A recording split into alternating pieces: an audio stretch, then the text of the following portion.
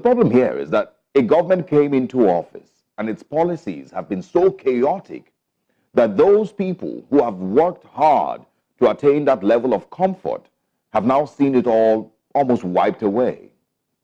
And so if a person who was that comfortable with Rolls-Royce vehicles has now been cut down to managing his Honda Accord, imagine what has happened to the university lecturer.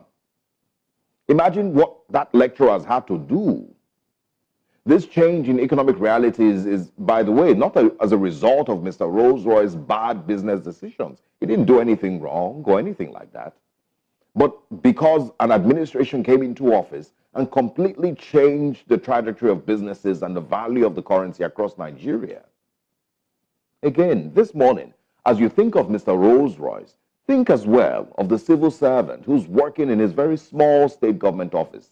Think of the Nigerian who was doing his best to feed his 5 children and put them through school, managing his own small Toyota.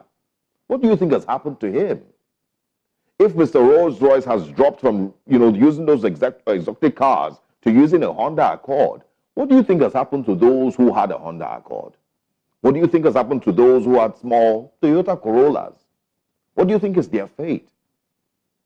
Ladies and gentlemen, leaders come into office and it is expected that their leadership should bring about prosperity and growth for a nation and its citizens. That is the expectation. And if for any reason there has to be austerity measures, it must be seen from the top. That leader must show and lead by example. But in our case, the Nigerian government seems to be doing, completely the opposite.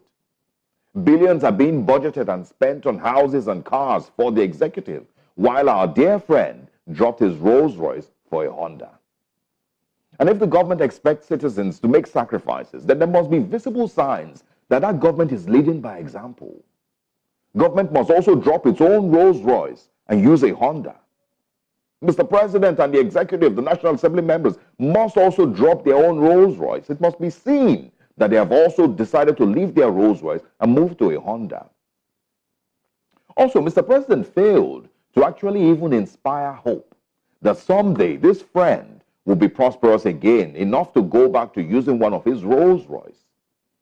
Because from what it seems, this Honda status might just be permanent or even get worse. He may start, to leave his Honda now and start entering downfall. And so to Mr. President, is the Honda adjustment permanent? And how can you convince Nigerians that this Honda, situation is not going to be the norm? Again, as you think about Mr. Rolls-Royce, think about the retiree who has seen the cost of his medication go from 3,000 naira a month to about 25,000 naira a month. President Bola Ahmed Tinubu media chat has been trending since yesterday because of what this man actually said during that media chat.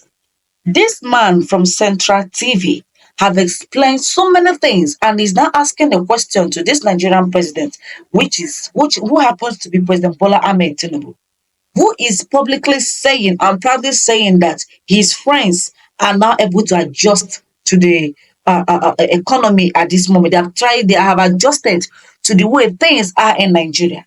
Now the question is, what about people that could not afford what that your friends was able to afford in this particular economy? What of people that takes drugs per day? There are people that their life depends on drugs. What of the retirees? How are they coping? No, majority of them are no longer earning their pensions. The pensioners are not earning anything. Do you see the problem? So, Mr. President, if it happens that you don't actually know how to rule this country, the earlier the better. Just step down.